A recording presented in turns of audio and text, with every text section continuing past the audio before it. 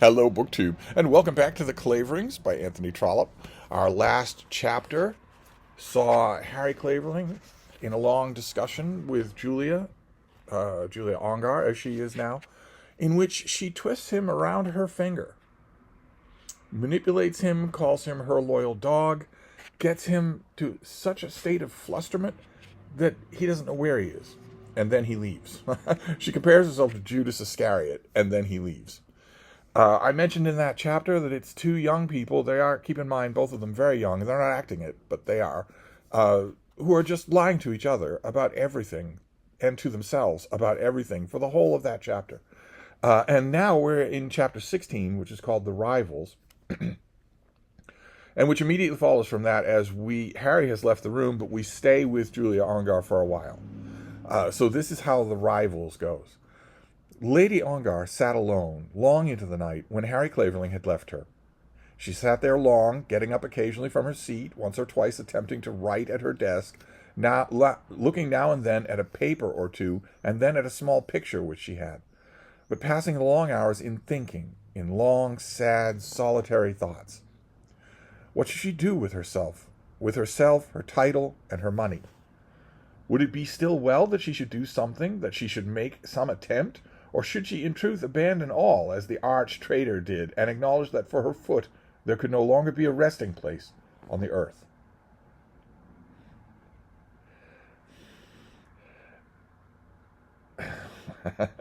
I know those questions are rhetorical, but nevertheless, go to Ongar Park, keep a low profile, do not interfere with the steward of your lands anymore, and do good charitable works. Endow a school, pay some rents for the indigent, maybe engage in some sort of civic improvement project. Maybe there's a building falling down or a barn that needs rebuilding. Do all of that without any notice, without any highfalutin airs, without anything like that, almost without being seen. And in a few months, maybe a year, you will be esteemed everywhere. But no, no. Julia wants what she gave up, with her eyes, again, let's remember, wide open. At 26, with youth, beauty, and wealth at her command, must she despair?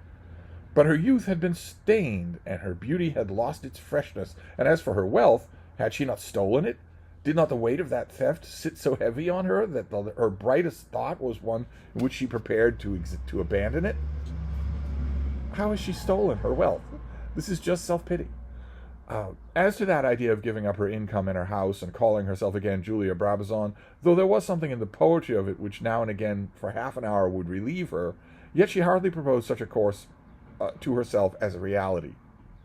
The world in which she had lived had taught her to laugh at romance, to laugh at it even when she liked its beauty, and she would tell herself that for such a one as she, to do such a thing as this would be to insure for herself the ridicule of all who knew her name. What would Sir Hugh say, and her sister? What would Count Pateroff and faithful Sophie say? What all the Ongar tribe, who would reap the rich harvest of her insanity? These latter would offer to provide her a place in some inconvenient asylum, and the others would all agree that such would be her fitting destiny. She could bear the idea of walking forth, as she said, penniless into the street, without a crust, but she could not bear the idea of being laughed at when she got there. It was never a serious proposition she had. It was mainly meant to work Harry up, and it did. To her, in her position, her only escape was by marriage. It was the solitude of her position which maddened her. Its solitude or the necessity of breaking that solitude by the presence of those who were odious to her. Whether it were better to be alone, feeding on the bitterness of her own thoughts, or to be comforted by the fulsome flatteries and odious falseness of Sophie Gordeloup, she could not tell. Allow me to tell you, my dear, it's better to be alone. Harry is right. In a few months, it won't hurt so bad. Nothing can justify the company of something like Sophie Gordeloup. Nothing can. She hated herself for her loneliness, but she hated herself almost worse for submitting herself to the society of Sophie Gordeloup. Why not give all that she possessed to Harry Clavering, herself, her income, her rich pastures and horses and oxen, and try whether the world would not be better for her had she done so? She had learned to laugh at romance, but still she believed in love. Do we think this is true? With that bargain, While that bargain was going on as to her settlement, she had laughed at romance, and had told herself that this world worldly prosperity was everything. Sir Hugh had stood by her with truth, for he had well understood the matter and could enter into it with zest. Lord Ongar, in his state of health, had not been in a position to make close stipulations as to the dower in the event of his proposed wife becoming a widow. No, we won't stand that, Sir Hugh had said to the lawyers. We all hope, of course, that Lord Ongar may live long. No doubt he'll turn over a new leaf and die at 90. But in such a case as this, the widow must not be fettered. So that was Sir Hugh, looking out for her with the lawyers. He did at least that. He isn't willing to do anything else. The widow had not been fettered, and Julia had been made to understand the full advantage of such an arrangement. But still she had believed in love when she had bade farewell to Harry in the garden. She had told herself then, even then, that she would have better liked to have taken him and his love if only she could have afforded it. He had not dreamed then that on leaving he had not dreamed that on leaving him she had gone from him to her room and taken out his picture, the same which she now had at Bolton Street. That's, of course, the little picture that she's looking at, and had kissed it, bidding him farewell there with a passion which she could not display in his presence. And she had thought of his offer about the money over and over again. Yes, she would say, that man loved me. He would have given me all he had to relieve me, though nothing was to come to him in return. Because, keep in mind, early on in the novel, Harry is told, she tells him that she owes £600, and he sends her a check for money that he has carefully saved. He's not wealthy. He acts it, but he's not wealthy. She had, at any rate, been loved once. She almost wished that she had taken the money, that she might now have some opportunity of repaying it. And she was again free, and her old lover was again by her side. Had that fatal episode in her life been so fatal that she must now regard herself as tainted and unfit for him? No, Julia, he's unfit for you. He's engaged. There was no longer anything to separate them, anything of which she was aware, unless it was that. And as for his love, did he not look and speak as though he loved her still? So here is Trollope's narrator telling us what Harry has been wondering about. She doesn't know about Florence. She doesn't know about the engagement. Had he not pressed her hand passionately and kissed it and once more called her Julia? How should it be that he should not love her? In such a case as this, love might have been turned to hatred or enmity, but it was not so with him. He called himself her friend. How could there be friendship between them without love?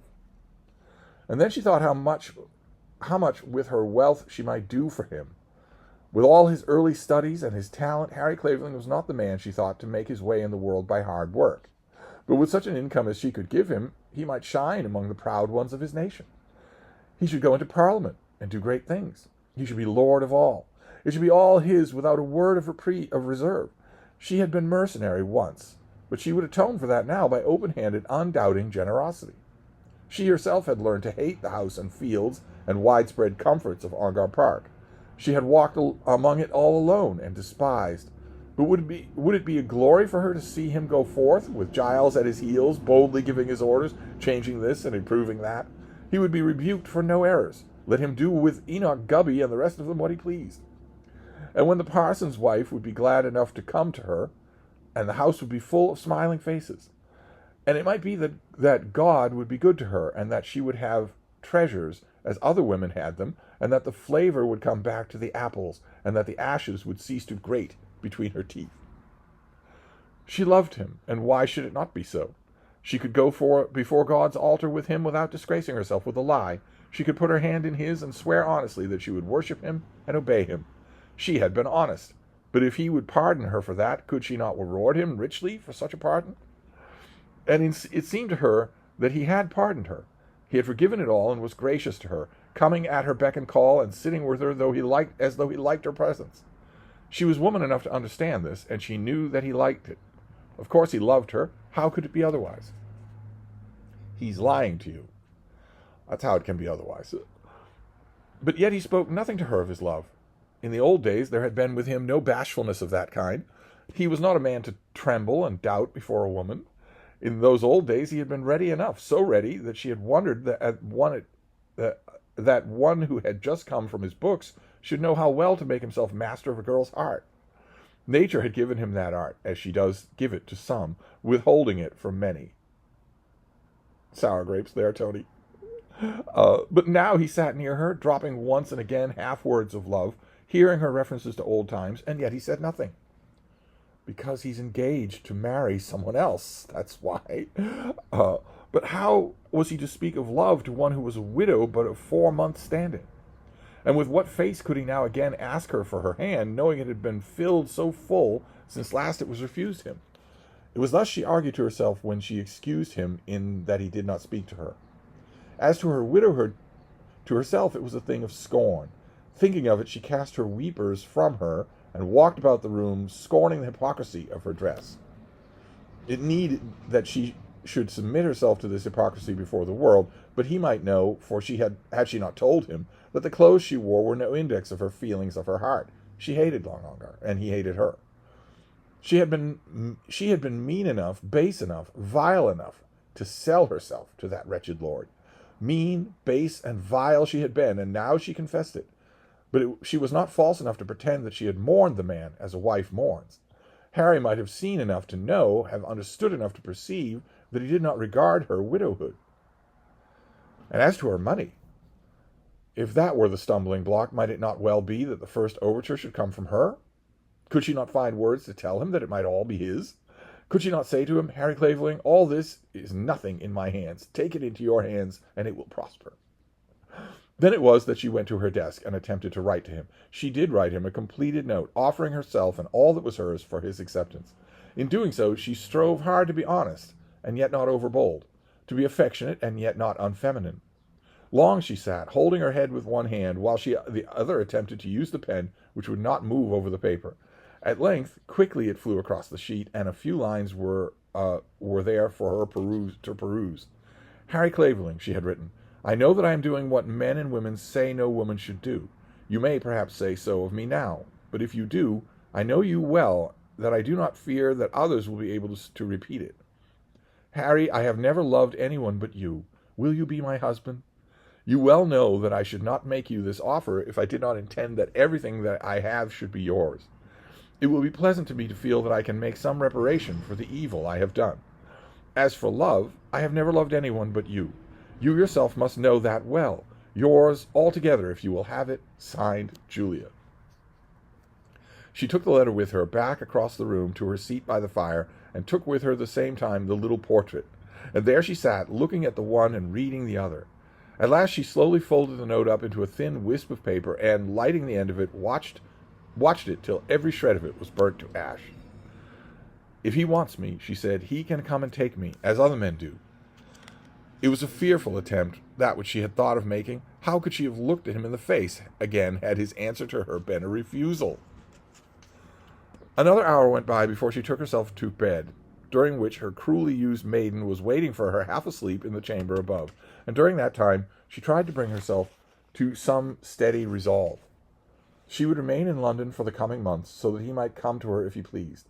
She would remain there, even though she were subject to the daily attacks of Sophie Gordeloup. You aren't subject to them. You could simply leave a note at the door saying, I do not know you. I am not home to you. She hardly knew why, but in part she was afraid of Sophie. She had done nothing of which Sophie knew the secret. She had no cause to tremble because Sophie might be offended. The woman had seen her in some of her saddest moments, and could indeed tell of indignities which would have killed some women. But these she had borne, had not disgraced herself in the bearing of them. But still she was afraid of Sophie, and felt that she could not bring herself absolutely to dismiss her friend from the house. Nevertheless, she would remain, because Harry Clavering was in London and could come to her. To her house at Ongar Park she would never go again unless she went as his wife. So it just sits there, empty. The Courton people don't want it. They don't go there. She doesn't want it. No one else has it. That beautiful house with its beautiful grounds and its stream at the bottom of the garden, just sitting there.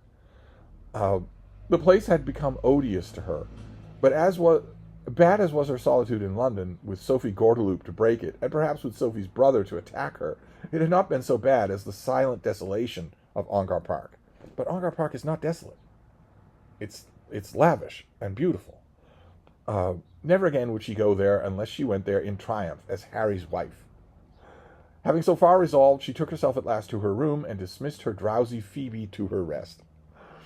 And now the reader must be asked to travel down it once again into the country, that we may see how Florence Burton passed the same evening at Clavering Rectory. So we're looking at the two of them on the same night.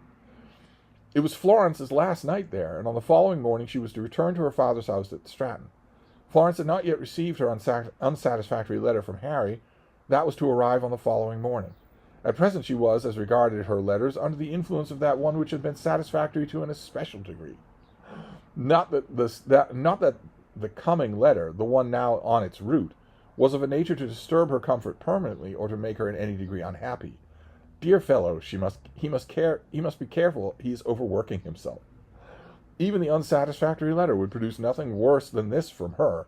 But now, at the moment of which I am writing, she was in paradise of happy thoughts. And notice that when Trollope talks about the letter en route, he's restraining himself from talking about postal stations and delivery horses and whatnot. It's all about the postal service for him. Her visit to Clavering had been in every respect successful. We've already seen that. They accept her as a member of the family. They josh with her as a member of the family. She had been liked by everyone, and everyone in turn had been liked by her. Mrs. Clavering had treated her as though she were a daughter. The rector had made her pretty presents, had kissed her, and had called her his child. With Fanny she had formed a friendship which was to endure forever, let destiny separate them how it might. Dear Fanny! She had had a wonderful interview respecting Fanny on this very day, and was at this moment disquieting her mind because she could not tell her friend what had happened without a breach of confidence. Who could have been talking to her about Fanny?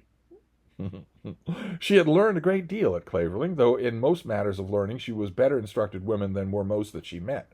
In general knowledge and in intellect she was Fanny's superior, though Fanny Clavering was no fool. But Florence, when she came thither, had lacked something which living in such a house had given her. Or, I should say, something had been given her which she would greatly feel the want if it could be taken from her again. Her mother was as excellent a woman as had ever sent forth a family of daughters into the world, and I do not know that anyone objected to her as being ignorant or especially vulgar. But the house in Stratton was not like Clavering Rectory in little ways of living, and this Florence Burton had been clever enough to understand. She knew that a sojourn among such a roof with such a woman as Mrs. Clavering must make her fitter to be Harry's wife, and therefore, when they pressed her to come again in the autumn, she said that she would. She could understand, too, that Harry was different in many things from the men who had married her sisters, and she rejoiced that it was so.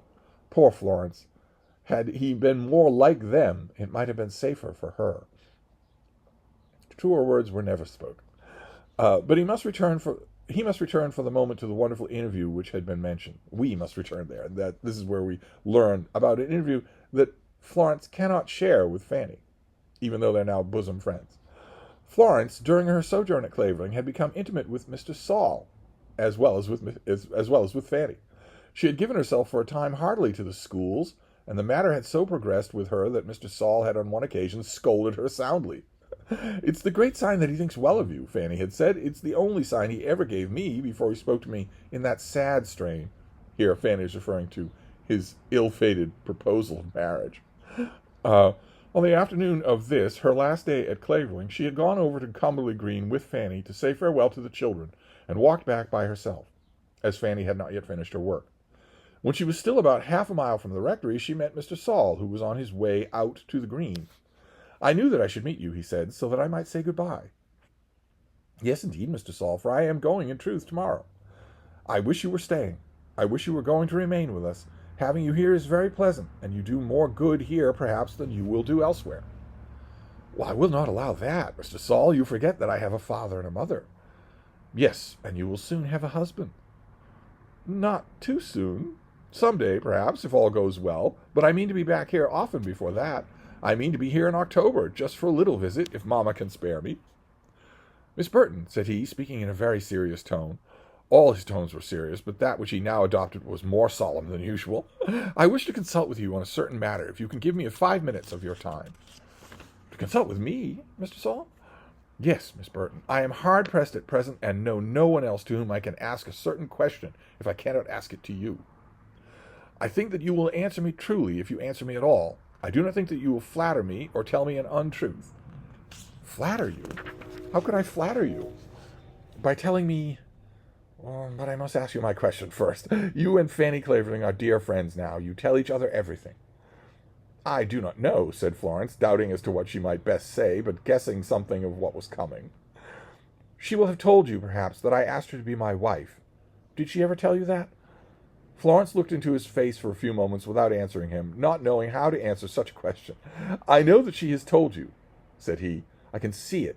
I can see that it is so. She has told me, said Florence. Why should she not? How could she be with you so many hours and not tell you that of which she could hardly fail to have remembrance often present with her? If I were gone from here, if I were not before her eyes daily, it might be otherwise. But seeing me as she does from day to day, of course she has spoken of me to her friend. Yes, Mr. Saul, she has told me of it. And now, will you tell me whether I may hope? Mr. Saul, I want you to betray no secret, but I ask you for advice. Can I hope that she will ever return my love? How am I to answer you? With the truth, only with the truth. I should say that she thinks that you have forgotten it. Forgotten it? No, Miss Burton, she cannot think that. Do you believe that men or women can forget such things as that? Can you ever forget her brother? Do you think people ever forget when they have loved?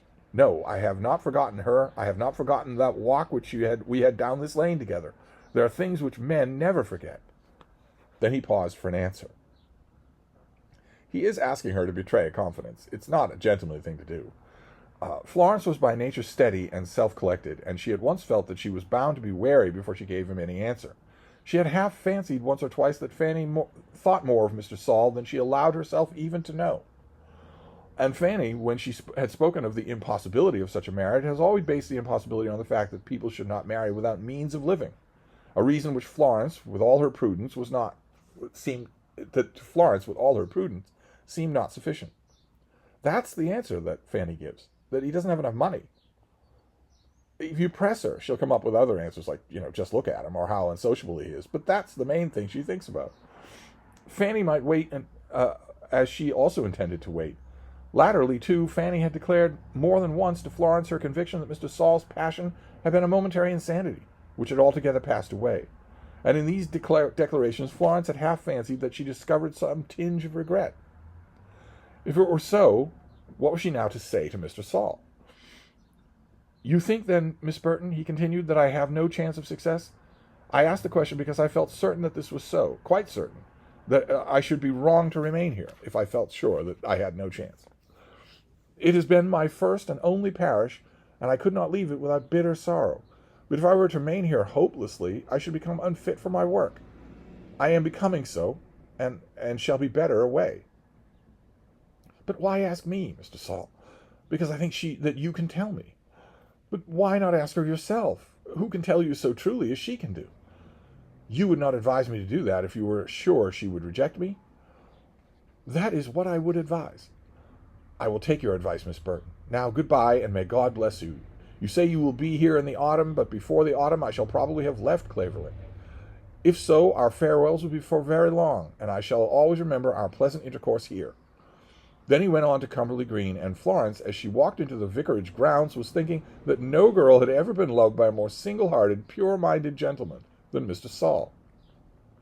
As she sat alone in her bedroom 5 or 6 hours after this interview, she felt some regret that she could leave Clavering without a word to Fanny on the subject. Mr. Saul had exacted no promise of secrecy from her. He was not a man to exact such promises. But she felt not the less that she would be betraying a confidence to speak, and it might even be that her speaking on the matter would do more harm than good. Her sympathies were doubtless with Mr. Saul, but she could not therefore say that she thought Fanny ought to accept his love. It would be best to say nothing on the matter, and to allow Mr. Saul to fight his own battle. Then she turned to her own matters, and there she found that everything was pleasant. How good the world had been her to give her such a lover as Harry Clavering! She owned with all her heart that the excellence of being in love, when a girl might be allowed to call such a man her own. She could not but make comparisons between him and Mr. Saul, though she knew she was making them on points that were hardly worthy of her thoughts. Mr. Saul was plain, uncouth, with little that was bright about him except the brightness of his piety. Harry was like the morning star. He looked and walked and spoke as though he were something more godlike than common men. His very voice created joy, and the ring of his laughter was to Florence the music of the heavens. What woman would not have loved Harry Clavering? Even Julia Brabazon, the creature so base that she had sold herself to such a thing as Lord Ongar for money and a title, but so grand in her gait and ways, so Florence had been told, that she seemed to despise the earth on which she trod. Even she had loved him. Then, as Florence thought of what Julia Brabazon might have had and what she had lost, she wondered She wondered that there could be women born so sadly vicious. Described to her right at the moment of her thinking this, the last moments that Harry has been in Julia's company, holding her hand, calling her Julia, and swearing he'll do anything for her. How would Florence like to hear that scene now? But that woman's vice had given her success, her joy, her great triumph. It was surely not for her to deal hardly with the faults of Julia Brabazon, for she was also enjoying the blessings which faults had robbed others. Julia Brabazon had been her very good friend by rejecting Harry, by making it possible for Harry to be hers. But why had this perfect lover come to her, to one so small, so trifling, so little in the world's account as she, given her all the treasure of his love? Mainly because he was apprenticed to your father. That seems to be the key ingredient. Oh, Harry, dear Harry, what could she do for him that would be a return good enough for such goodness? Then she took out his last letter, that satisfactory letter, that letter that had been declared to be perfect, and read it again. No, she did not want Fanny or anyone else to tell her that he was true. Honesty and truth were written on every line of his face, were to be heard in every tone of his voice, could be seen in every sentence that came from his hand. Dear Harry, dearest Harry, she knew well that he was true. Then she also sat down and wrote to him, and on that her last night before beneath his father's roof, wrote to him when she had nearly prepared herself for bed, and honestly, out of her full heart, thanked him for his love. There was no need that she should be coy with him now, for she was his own. Dear Harry, when I think of all that you have done for me in loving me and choosing me for your wife, I know that I can never pay you all that I owe. Such were the two rival claimants for the hand of Harry Clavering. That's the point of this chapter, is to show us these two women, who are, the chapter very strongly underlines, ignorant of the true dimensions of what each other means to Harry Clavering. It is clear from this chapter, of course, what we already know, which is that Florence is being kept completely in the dark about all these trips to Bolton Street. And it's also clear from this chapter that Julia Brabazon knows nothing about an engagement. Can't think of a reason why Harry wouldn't accept her. They both write little letters to him. Julia burns hers. And we don't know, does Florence send hers? It's too late to send it that night. Does she send it the next day? We'll find out. All of this is going to get more and more complicated. And as usual, in so many Trollope novels, the complications revolve entirely around the weak, handsome young man. So we'll find out what more happens next time. I will wrap this up and see you then. Thank you, BookTube.